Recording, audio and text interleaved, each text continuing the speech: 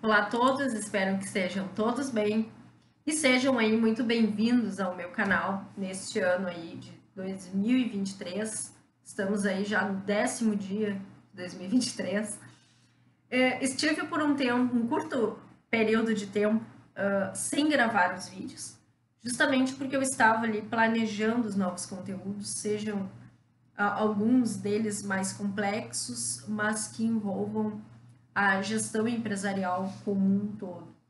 Logo, conteúdos esses que eu acredito que sejam tão importantes, tanto para quem possui interesse no assunto, como também apenas para aquelas pessoas que têm curiosidade e querem agregar conhecimento. Então, se você ainda não é inscrito no meu canal, já se inscreve para não perder os novos conteúdos e também já deixa lá o seu like para me ajudar na divulgação dos vídeos. Antes de nós adentrarmos no assunto, eu quero divulgar aqui uma loja incrível que eu conheci em dezembro, a convite da Carol, que se tornou aí uma grande amiga, a Original Design Moda. Eu vou deixar o link do Instagram na descrição desse vídeo, para que vocês possam ir lá e conferir todos os modelos de verão que estão disponíveis na loja e também os novos lançamentos de outono e inverno que em breve estarão também disponíveis. Então, vale muito a pena conferir os looks maravilhosos e eu tenho certeza que, assim como eu, vocês vão amar cada um dos looks. Muito bem, então vamos iniciar o nosso assunto e hoje, o conteúdo de hoje, o assunto de hoje é sobre neurociência. Qual a sua influência na gestão de pessoas, né? E aqui é importante nós ressaltarmos que as organizações, elas têm influência sobre o estado motivacional dos seus funcionários, né? E para compreender a condição humana, a neurociência configura o caminho mais viável ali, compreendendo o comportamento humano por meio dos estudos do sistema nervoso, relacionando também com a fisiologia do organismo. Muitos neurocientistas acreditam que as vivências são capazes de impactar o desenvolvimento pessoal, compreendendo que o aprendizado pode sim sofrer influências dos fatores de repetição, como retornos negativos e positivos, por exemplo. E por isso a neurociência ela contribui muito para a gestão. E por isso foi um dos assuntos que eu achei interessante. É um assunto que eu gosto muito. Essa questão da neurociência, neurologia e tudo mais, o estudo da mente humana, é uma coisa que me causa ali um grande impacto, né? E é muito interessante esses estudos, porque aí é que nós vemos, né, o quão poderoso é o cérebro humano, né? Então, o mundo globalizado, ele compõe-se de muitas organizações, no qual podemos definir como um grupo de pessoas trabalhando em conjunto, com objetivos em comum aos seus propósitos e as suas missões, sempre liderados ali por um ou mais gestores, né?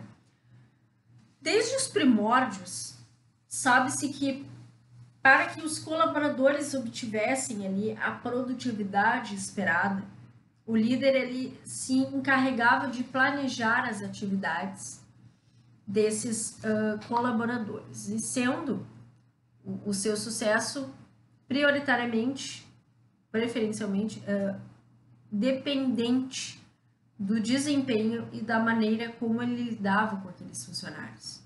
E aí isso envolvia a capacidade dele de comunicação, de motivação, coordenação e também resolução de conflitos daqueles liderados. Ou seja, o sucesso organizacional, até os dias de hoje, ele vai depender, sim, preferencialmente das pessoas, porque são essas pessoas que aprendem, que desenvolvem, e são essas pessoas que vão aplicar os demais recursos naquela empresa.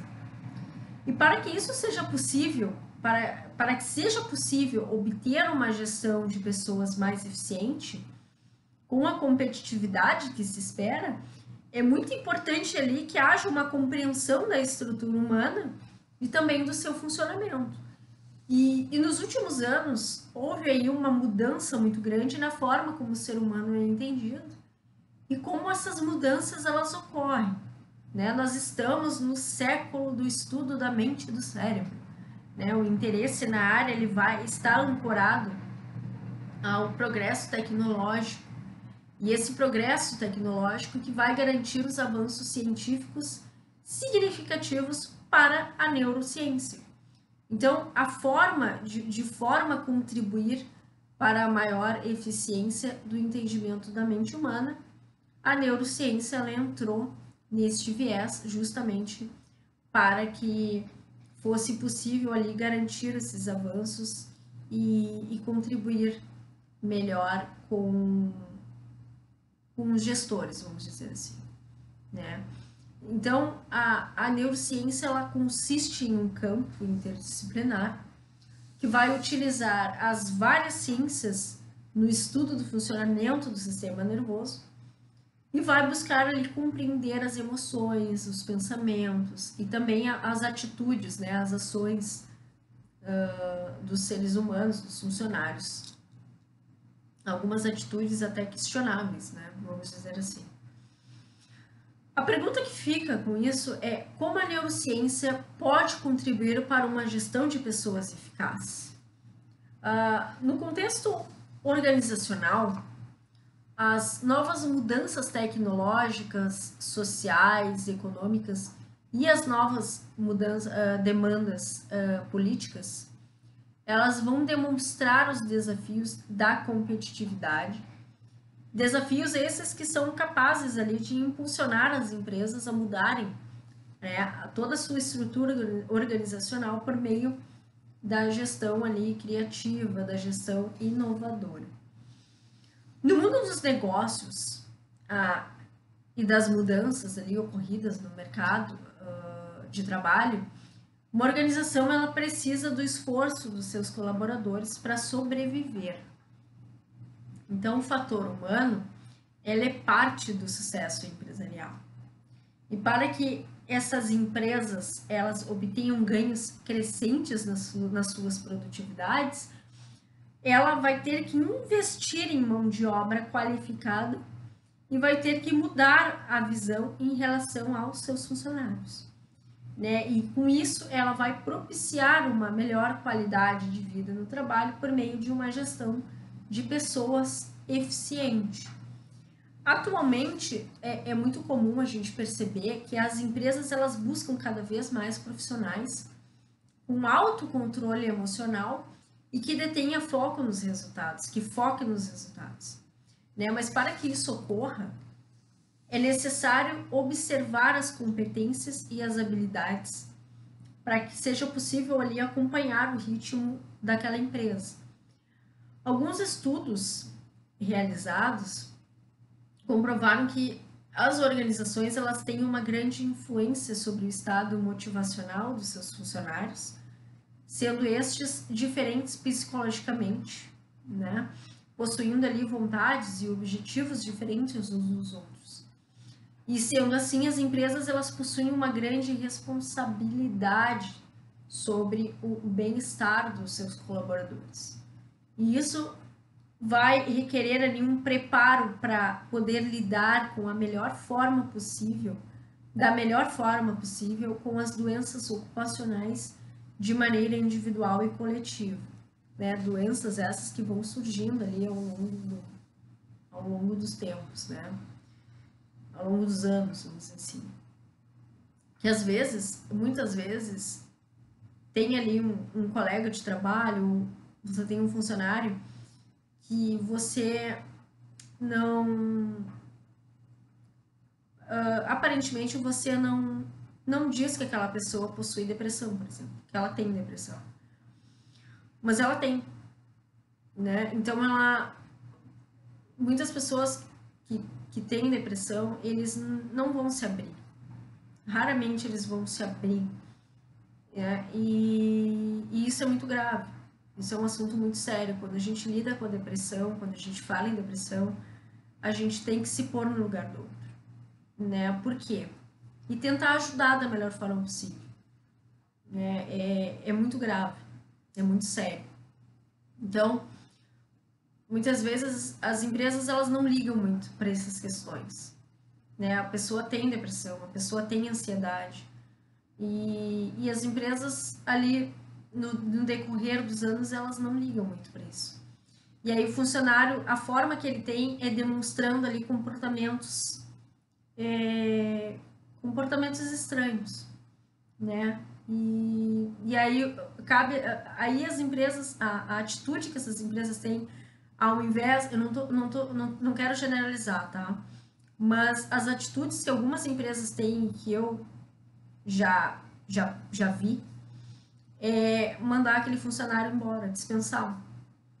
Né? Ao invés de chamar ele, tem empresas, eu conheci empresas que tinham uma estrutura psicológica, por exemplo, tinham profissionais ali da psicologia para dar aquele apoio para aquele funcionário, para os funcionários que precisassem. E isso é muito importante. Algumas empresas, logicamente, não ligam muito para essa questão. Ah, você não quer trabalhar, você está mal-humorado, você está isso, você... Então vai embora. Né? Mas essa não é a melhor forma de se resolver a questão. Então, para garantir a prosperidade econômica e social por meio das organizações contemporâneas, isso não vai ser uma tarefa fácil. Isso vai requerer muita atenção, muito planejamento, discussão. Então, a condição humana ela está cada vez mais infeliz. Se nós pararmos ali para observar em volta, a gente vai reconhecer isso. Ela vai estar infeliz, ela vai estar estressada, cada vez mais impactada pela própria vida organizacional. E isso é muito preocupante. É muito preocupante a forma como as empresas e o indivíduo interagem entre si. Né? E é justamente essa questão envolvendo também a depressão que eu trouxe aqui. Marino Júnior, na sua obra Neuroética, o cérebro como órgão da ética e da moral, ele vai nos ensinar que o nosso cérebro é sem dúvidas a sede de que consideramos ser a nossa humanidade como pessoalidade, bem como a ética da moral e das emoções e também os sentimentos, né? Do que é certo, do que é errado, bom ou mal, por exemplo. Então o cérebro ele nos torna único como indivíduos e nos empresta aquela nossa personalidade, a nossa individualidade, o caráter, as ideias, as memórias, as habilidades criativas, o nosso eu, né? A nossa mente e tantas outras funções. Ou seja, o que ele quis dizer com isso, né? O cérebro ele não é imutável nem estático. Na verdade, o cérebro ele vai ser remodelado continuamente pela vida que nós levamos. Trata-se de uma propriedade chamada neuroplasticidade, que vai ser a capacidade de modificar de forma considerável a sua estrutura e os padrões de atividade que nós praticamos. Nós também poderíamos dizer que é uma reorganização da dinâmica do sistema nervoso, né? Um novo crescimento neural gerado ali pelas exposições a novas experiências e também pelo aprendizado de novas capacidades.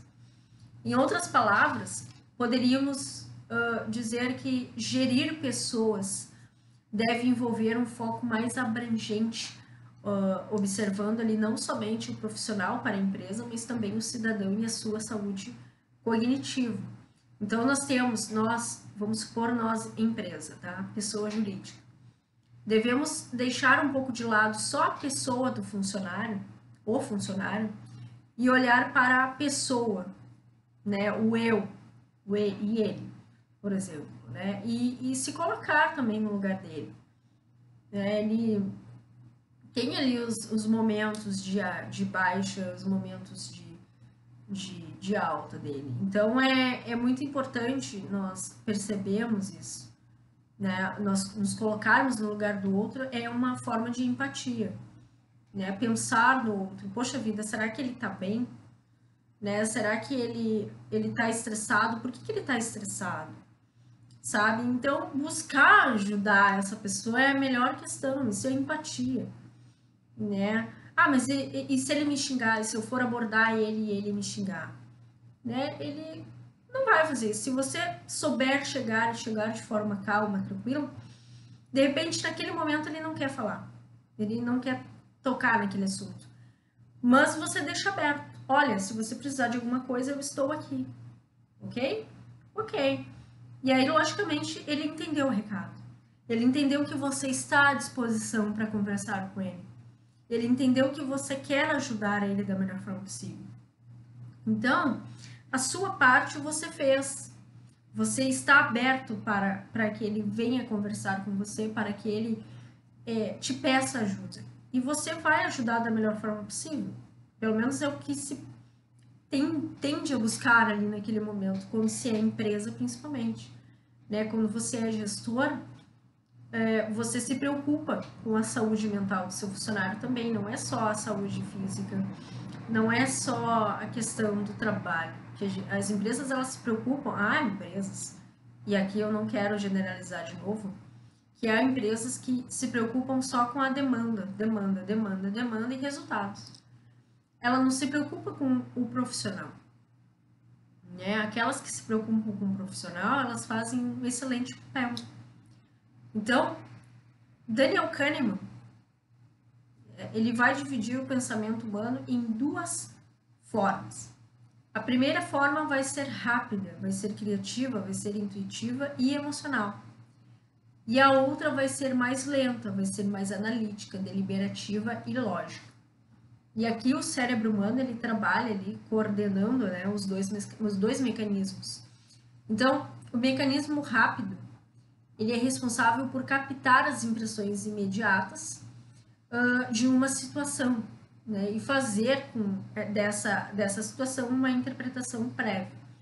E em seguida, ele vai repassar as informações do sistema lento, do pensamento, que vai processar ali com maior profundidade e detalhamento. O grande problema apontado por Kahneman é que frequentemente o sistema rápido ele vai sugerir ao sistema lento impressões sobre as situações que nem sempre são as melhores ou as mais corretas, né? Por exemplo, será que meu trabalho ficou bom? É aquela preocupação que quem trabalha com metas, funcionários que trabalham com metas, funcionários que trabalham, pessoas que trabalham com vendas, tem. Né? Quando você precisa lá apresentar um projeto, por exemplo, para a sua equipe e o gerente está lá, o diretor da empresa também está presente. Né? Será que a minha apresentação ficou clara para a equipe? E entre outros. Né? Assim, de certa forma, o pensamento intuitivo é o que vai diferenciar o ser humano dos robôs. E isso vai nos permitir ao cérebro processar as informações na velocidade ali necessária, orientando muitas decisões, orientando os julgamentos que as pessoas fazem. Daniel Goleman, ele, na sua obra Foco, a atenção e seu papel fundamental para o sucesso, ele vai discorrer ali sobre os tipos de atenção que se formam na nossa mente.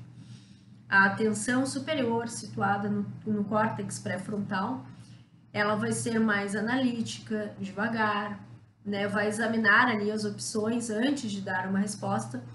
E como ela opera de cima para baixo, e aí ele explica com mais detalhes, esse sistema ele vai ser conhecido como descendente.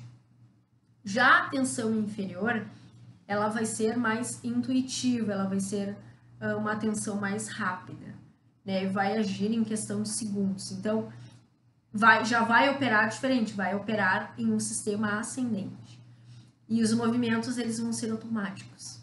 Então, o agir sem pensar muito. Por exemplo, ao sentir que um perigo está se aproximando de você, a atenção inferior é a que será responsável por executar a ação de fuga. aquela reação de fuga que você vai ter. Ou seja, o gestor ele deve ser capaz de identificar o tipo de atenção necessária a cada situação, de modo que ele vai obter o máximo de rendimento do trabalhador, do funcionário, dosando ali o tempo e a capacidade de atenção para cada funcionário, né? Ainda, se entrando mais no assunto, se aprofundando mais no assunto, Kahneman afirma que o cérebro ele é inerente, ele é preguiçoso e prefere tentar usar ali os circuitos já gravados para lidar com qualquer outra demanda, seja ela antiga ou nova.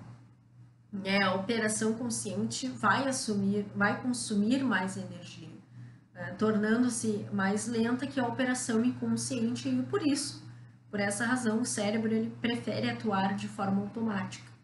A maioria dos comportamentos físicos e mentais do ser humano, ele vai iniciar a revelia da consciência. E a percepção do ser humano, ele vai se basear justamente ou exclusivamente em circuitos ali gravados e usados de forma automática. Por exemplo, tem funcionários que entram em alguns escritórios e eu já passei por essa situação, não eu propriamente dizendo, mas colegas, nos escritórios de advocacia ou em órgãos públicos, por exemplo, nós temos ali modelos de peças, de processos. Então você preenche ali altera, você automaticamente, cada caso é um caso, então cada processo será um processo diferente. Então você vai se obrigar a ler aquele processo, e às vezes um processo, eu já peguei processos, por exemplo, com 400 eventos, 500 eventos, então cada evento é uma parte ali do que ocorreu naquele processo, o andamento daquele processo. Então eles vão colocando ali, um despacho, uma decisão, e eles vão colocando, vão juntando, nos autos. Então, o que você vai fazer? Você vai ter que ler o processo, você vai ter que interagir com aquele processo, ver qual crime. Eu estagiei muitos anos, eu sempre trabalhei na área criminal, e sempre gostei dessa área, tanto é que a neurociência faz parte da criminologia, e quando junta neurociência e criminologia, eu simplesmente amo essa área de neurociência. É uma área que nos intriga, vamos dizer assim, que nos chama a atenção, eu quero mais. E a criminologia fez aí parte do meu aprendizado desde os meus tempos de estágio até agora, vamos dizer assim. Então, é uma coisa que te obriga.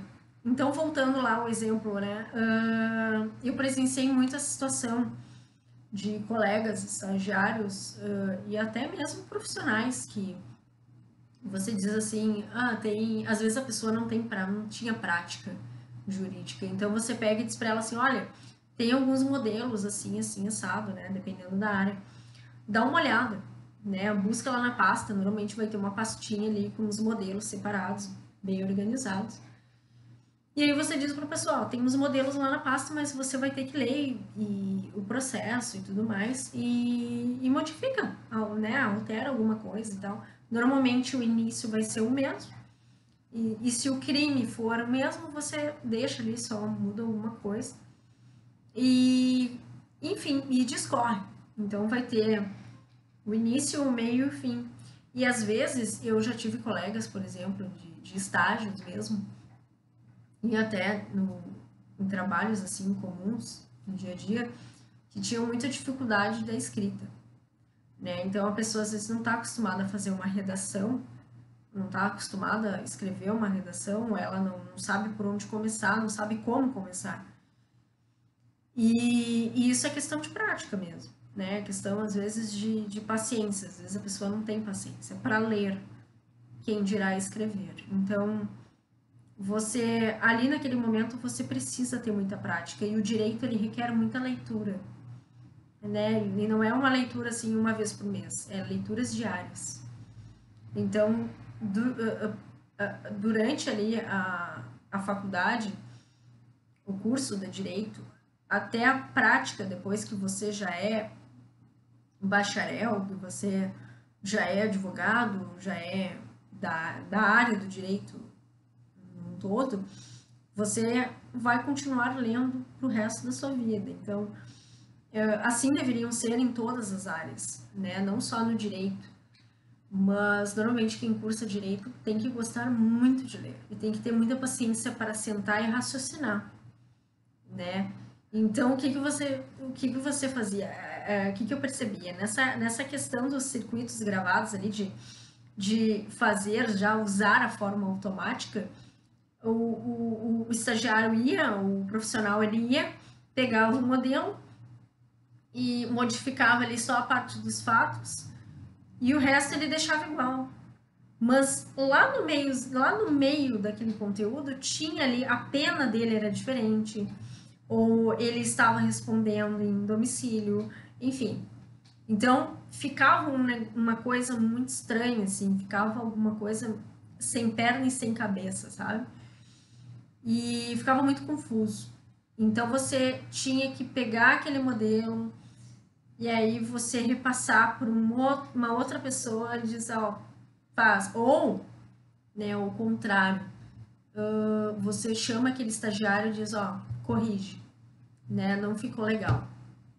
Por isso, isso e isso. E aí você mostra os erros que ele cometeu naquela peça, naquele modelo, né? Assim como um profissional. Se quando você é profissional, a tensão ela aumenta, a responsabilidade é maior. Por quê? Justamente porque você já é um profissional, ou seja, automaticamente você precisa saber, obrigatoriamente você precisa saber o que você está fazendo. A mesma coisa quando você concede ao seu funcionário, por exemplo, e você pede para ele fazer um relatório. Se ele não tem a prática da escrita ali, de ter ali o costume de escrever e tudo mais, ele provavelmente esse funcionário ele não vai saber como começar o texto. E cabe a você incentivar ele ali a buscar modelos, né? E os modelos eles são muito válidos, justamente porque não é em vão que se chamam modelos. Modelos é para você tirar, extrair uma ideia do que já foi feito. Então não é uma coisa automática, não deve ser uma coisa automática. Ah, tem um modelo aqui, eu vou fazer e tal. Você pode usar o modelo, pode, é válido. Mas você não pode só se basear no modelo, você tem que se basear também no que está no documento. Então, isso, essa forma automática no dia a dia, ela acontece, e ela acontece com muita frequência. Então, é muito importante, assim, ter esse cuidado de não usar tudo automaticamente, né? Porque isso acaba virando um vício. E esse vício, às vezes, pode te levar a um erro muito grave lá na frente. Então, nesse viés, nós podemos mencionar o fator aprendizado feito ali através de associações com conhecimentos já adquiridos anteriormente e que por vezes o cérebro ele vai estabelecer memórias que nós na criminologia chamamos de falsas memórias, né, na sua origem, e que normalmente porque um evento muitas vezes ele pode ser ali interpretado de maneira errada, né? E a memória que se imaginou, que se esperou ver, e não o que de fato ocorreu, o que de fato esteve ali acontecendo naquele momento, né? Ela pode ser sim criada durante o que parece ser uma recordação, né? Ah, eu me recordo de tais fatos. Antigamente era muito, eu não sei como é que está hoje em dia, mas antigamente era muito comum, por exemplo, as pessoas terem diários, né? Principalmente as meninas. As meninas tinham diários, então você escrevia no seu diário o dia, a hora que tal fato aconteceu, né? Para quem já leu o Diário de Anne Frank, é muito curioso o Diário de Anne Frank, porque ali ela escreve tudo que ela vivia, tudo que ela vivenciava, né? Tudo que ela presenciava, que estava ali aos olhos dela, e isso no quarto onde ela ali no cômodo onde ela vivia com a família, né? Então, era muito comum naquela época, até um tempo atrás tinha ainda os diários, tem para vender os diários, mas eu acredito que eles não são tão comuns, né? Mas o que é comum, por exemplo, são agendas, para você poder se organizar, para você manter ali a sua organização diária. Isso sim, hoje em dia a gente não tem desculpa, porque nós temos a agenda do celular e agendas físicas, onde você pode organizar ali da melhor forma possível. Você pode, de repente, não quer usar agenda, então coloca ali, faz você mesmo, né? Faça você mesmo um cronograma, onde você consiga ali se organizar melhor, principalmente para quem estuda, né? O cronograma ele é fundamental, acho que é uma das melhores ferramentas que existe, principalmente para quem estuda, né? Enfim, é importante então enfatizar que o cérebro ele funciona sim como um simulador de ações, né? E ele vai ensaiar, ele vai imitar mentalmente toda a ação que se observou. Daí a importância do relaxamento mental, do descanso. Quando momentos de relaxamento na rotina, o sistema imunológico ele também funciona melhor. Justamente em razão da diminuição da quantidade de substâncias como a adrenalina e o cortisol, que são hormônios ali ligados ao estresse. Então, quando o cérebro ele registra que há a presença do momento relaxante, automaticamente ele vai produzir uma sensação de prazer e tranquilidade prévios. E a mente e o corpo eles vão descansar. Tá, e aí vocês me perguntam o seguinte: ok, Carolina, até aqui tudo bem, mas o que isso tem a ver com a gestão de pessoas? Bom, logicamente a tensão ali com a tensão e o estresse no ambiente de trabalho, ele vai elevar o diagnóstico de doenças mentais relacionadas com aquele trabalho. E aí nós temos doenças como, por exemplo, a síndrome de Burnout ou a síndrome do esgotamento profissional, né? O indivíduo que é submetido ao estresse ocupacional, ele vai deixar de responder adequadamente às demandas relacionadas ao trabalho e vai se encontrar mais irritado, mais ansioso ou até deprimido muitas vezes. Então, os sinais iniciais do estresse, eles incluem sentimentos de alienação, sentimentos de cinismo, impaciência, de negativismo, aquela pessoa que, não, isso eu não vou fazer, não, isso é difícil, é impossível, porque não, enfim. E até essa pessoa acabar se isolando, né, do todo. E quando se oferece essas técnicas de relaxamento, por exemplo, como a yoga, né, a meditação, essas técnicas elas ajudam a produzir efeitos no cérebro que vão propiciar as respostas benéficas ao corpo como um todo. Então, quando relaxamos, a probabilidade de ver ocorrências inocentes como ameaçadoras, elas diminuem. As pausas, e aí a importância, né, do relaxamento, as pausas, elas também são muito importantes, porque elas permitem que a engrenagem cerebral funcione melhor e que as informações sejam consolidadas. E isso, eu estou falando na questão do trabalho, mas isso acontece muito para quem ali está se preparando para um concurso público, né? Você tem N matérias, você tem várias matérias e você precisa distribuí-las em dias. Então, quem costuma fazer cronogramas de estudos sabe do que eu estou falando. E cada uma, entre uma matéria ou outra, você vai fazer uma pausa. Você precisa disso, né? Aquela pessoa, isso já aconteceu comigo, né? Eu cheguei a estudar 18 horas por dia, 20 horas. Pode ser impossível aos ouvidos de quem for estar ouvindo isso, quem for ver esse vídeo, mas corridos. Então, assim, você estudava. A única pausa que eu tinha era o almoço. Né? Eu até, muitas vezes, esquecia até de tomar um café, de fazer um lanche da tarde, por exemplo. E isso é muito ruim. Ou seja, você não está mentalizando coisa alguma.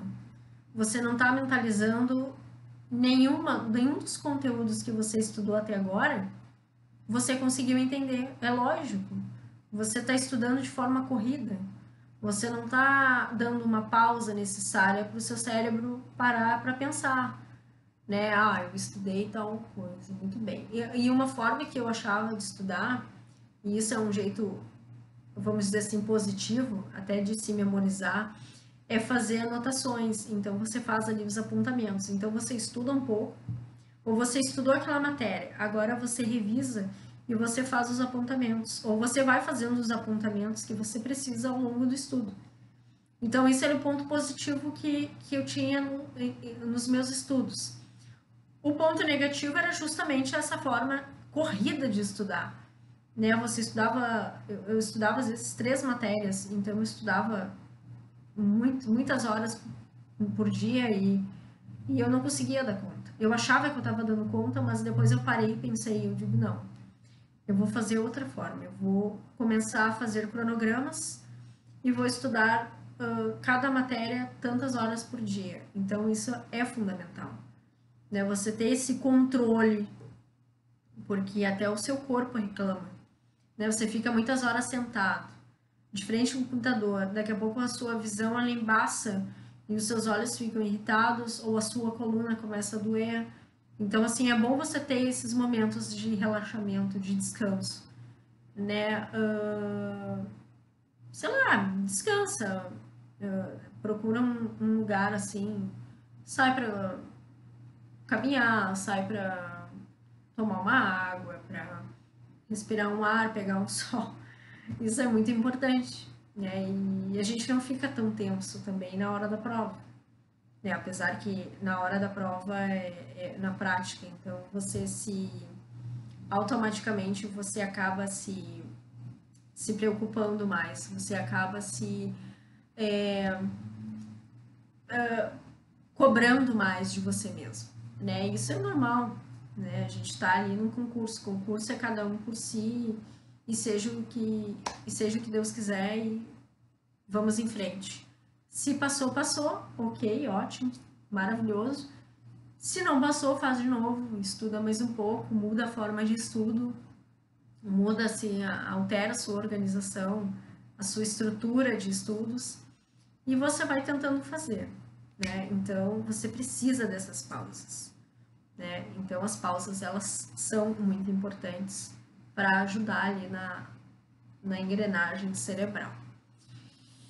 Essa cultura da pressa, né, ela, infelizmente, ela faz parte da nossa rotina, da nossa realidade no mundo contemporâneo que nós vivemos. Então, assim como o trabalho excessivo, por exemplo, são fatores prejudiciais para a saúde. Então, encontrar um equilíbrio entre a produtividade no trabalho e manter a saúde mental em dia, equilibrados, é um dos principais desafios da nossa sociedade, dos dias de hoje. Na área da neurociência, ela visa ali justamente compreender o funcionamento do sistema nervoso e de como ele vai se relacionar com o comportamento humano, a fim de oferecer os subsídios necessários ao conhecimento e melhorando justamente o desempenho daquela empresa, daquela organização. E aqui trata-se de uma área caracteristicamente interdisciplinar, na qual as contribuições elas têm vindo tanto das ciências biológicas e da saúde, como também das ciências físicas e humanas, né? Conhecer o conjunto mente, cérebro, corpo, ele auxilia no entendimento da estrutura do comportamento humano e, por consequência, da dinâmica organizacional. Os pontos apresentados, eles corroboram a importância da observação por parte das empresas, né? Desde a emergente importância atribuída às pessoas, para que seja possível ali confrontar as adversidades no presente e no futuro, até a modernização na forma de gerir as pessoas, permitindo que a organização avalie as possíveis contribuições desses funcionários e possibilite, então, uma conciliação das expectativas entre a organização e as pessoas ali de maneira mais dinâmica. E com isso é muito importante percebermos quando um ou mais colaboradores estão apresentando comportamentos incomuns, sem julgar antecipadamente. Procure entender o que está se passando com aquele funcionário. Entender a importância de estar próximo das pessoas, próximo dos seus funcionários, de forma que você propicie ali autonomia para que aquele funcionário possa ter uma qualidade de vida no trabalho excelente, de forma adequada, é um fator fundamental. Então, a possibilidade de aplicação dos estudos da neurociência para a gestão de pessoas, propondo ali uma renovação na forma de gestão presente nas empresas atuais, ela acaba por sugerir que os setores dos recursos humanos também procurem ali trabalhar mais nesses aspectos, direcionando treinamentos, realizando pesquisas de climas organizacionais com os funcionários sobre esse assunto. E com isso nós podemos concluir que compreender o comportamento humano aplica-se medidas motivacionais para impulsionar a competitividade organizacional, né, sempre atrelando a gestão de pessoas a treinamentos eficientes. Treinando ali o cérebro e estimulando as práticas corretas e saudáveis, para que seja possível ali um melhor desempenho daqueles funcionários. Lembrando sempre que é importante deixar um pouco aquele pensamento só do funcionário e passar a ver ele como uma pessoa comum, assim como você, por exemplo, como eu, né? Deixar de ver ele um pouco como profissional e passar a ver ele como pessoa, né? A pessoa que tem lá os seus problemas, que tem que cuidar da sua saúde e, enfim, que tem principalmente que ter um acompanhamento psicológico. Porque dependendo do trabalho, a atenção é muito maior, a responsabilidade é muito maior, né? O vendedor, por exemplo, ele tem a responsabilidade dele, a cobrança que tem em cima dele é bater metas. E automaticamente ele sabe que ele precisa bater aquelas metas para que ele possa ter o rendimento que ele deseja. Mas é muito tenso. Às vezes é muita responsabilidade você ter que chamar o cliente, né, para dentro da loja e você conseguir vender aquele produto. Né? Muitas vezes a pessoa não vai comprar o produto, ela só vai ver. E aí a responsabilidade é muito grande. E o psicológico, o emocional, a parte emocional, ela também fala muito alto. Então é muito importante o gestor e até os colegas de trabalho, quando observarem esses comportamentos assim diferentes, comportamentos que muitas vezes aí chamam a sua atenção, você repassar isso para o seu superior e falar da sua preocupação. Olha, eu estou muito preocupada com o fulano porque ele está apresentando comportamentos incomuns. Comportamentos esses que até então ele não apresentava.